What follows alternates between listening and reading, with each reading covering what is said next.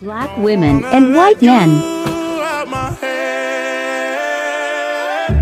Just like the day that I met you, the day I thought forever. Said that you love me, but that'll last forever. It's cold outside, like when you walked up. Out to play ball so we could ruin them.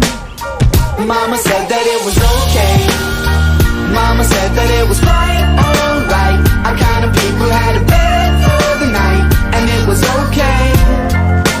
Let me see you get gone. Baby mamas, this your song. Been pregnant for way too long. Now tell the DJ turn it off.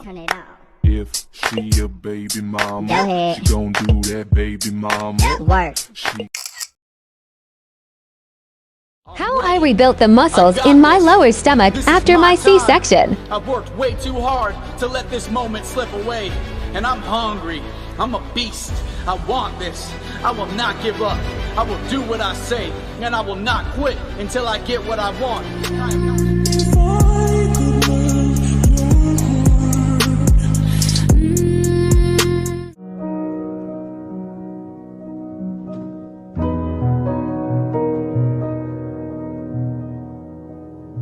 Lying isn't better than silence. My woman is crazier than yours. So that's cap, because I'm pretty sure my girl's way crazier than any other female out there.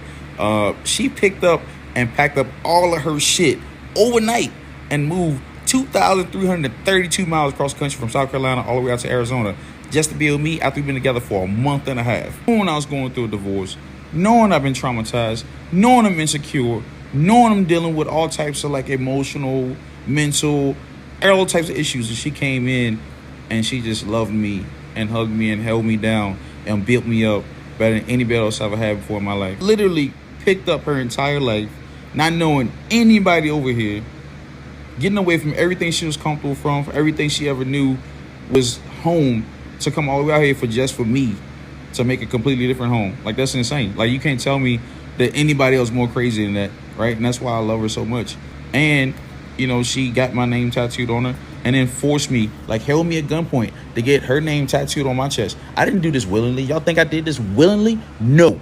I did this because she made me do it. And that's her hand.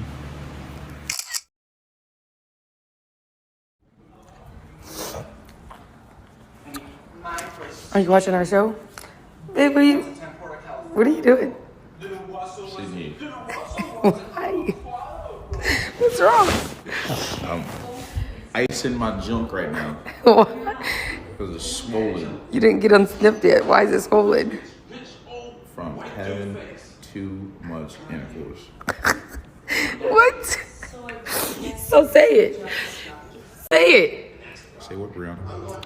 You said nobody's ever taken your crown, and I came to tell you that, bitch. So say it. Look. Okay, if you don't say it, then I'm just. Lead ice there. Don't touch it. Look, one battle lost don't mean you lose the war. But you're saying is we can't have sex right now?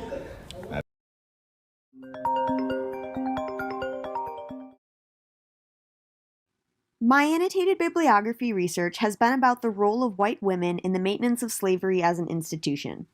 The biggest takeaway that I have learned is that white slaveholding women felt entitled to exert a tremendous amount of control over their slaves. They played a very active role in furthering slavery for their own interests. White women helped the maintenance of slavery because they reaped immense benefits from it. White women were willing to participate in slavery because in many southern states, slaves were essentially the only property that a woman could independently own from her husband. Additionally, southern slave-owning women routinely sexually assaulted black men or coerced black men into relationships, revealing the degree to which they truly felt ownership over the black body. Finally, white slave-owning women perpetuated slavery by creating a market demand for enslaved black women to serve as laborers and caretakers of their children. In 1824, before women in the North could own any property, married women in Florida were granted the right to own property as a result of the Adams-Honest Treaty. Later, Mississippi, North Carolina, and the Arkansas Territory would also pass laws that protected a married woman's rights to own her own slaves. These laws included protection against a woman's slaves being taken away from her to pay her husband's debts or estates, and also allowed women to use their slaves as collateral to get loans. White women were afforded these protections because political leaders saw them as a key to Western and Southern expansion, especially in Florida. They needed women to move to these territories so they could establish households and serve as nurses of patriotism in the wild territories. Letting them own slaves was one way that they could convince white women to stay in the territory, while also serving their own interests of expanding slavery in general. For white women, the ability to own slaves was a crucial way for her to support herself if her husband died or racked up too much debt. It also gave slave-owning women enough financial security to divorce their often abusive husbands, since they could rent out their slaves for incomes or use them to acquire a loan. Slaves were also an important indicator of status and established the owner's social position and ladyhood. Despite the cultural belief that black people were inferior, the black male body was a subject of fascination for many white women. Black men were portrayed as hypersexualized, and white slave-owning women often used them as opportunities for sexual exploration in the face of cultural norms of moderation and virginal virtue. In other words, women felt entitled to full control and ownership over black bodies. White women who were exposed for their relationships with black men could rely on the mantle of white female purity to avoid any blame being placed on themselves. From this developed the myth of the black rapist and the belief that black men inherently desire white women. Violence against black men and the need to maintain slavery could therefore be justified by slave owners as necessary to protect the virtue of white women. A lot of the articles that I found in relation to my research question involved maternal exploitation that slave women faced from slave-owning women. Many slave-holding mothers or mistresses viewed their role in respect to their children as the guardians of their souls and moral guides. They took great pride in educating their children to be the next generation of sophisticated plantation owners. Of course, their ability to spend time with their children to educate them was facilitated by enslaved women doing all of the household work, as well as bathing, dressing, feeding, and general supervision of the white children. White women believed that black women were uncaring mothers for their own children, but could be refined and taught how to make good caretakers for white children. Additionally, the belief that black women were unfit mothers prompted many mistresses to take direct control over their slaves' children, with many going as far as to make the children call her mother. Mistresses were absolutely central to the systematic separation of enslaved children from their parents. Selling a child away was a useful and powerful threat to keep slaves submissive. As the children grew up, it was up to the mistress to decide which ones had the most potential for future service and which ones should be sold. Disturbingly, the slave-owning women also tightly controlled what slaves were allowed to reproduce and be in relationships.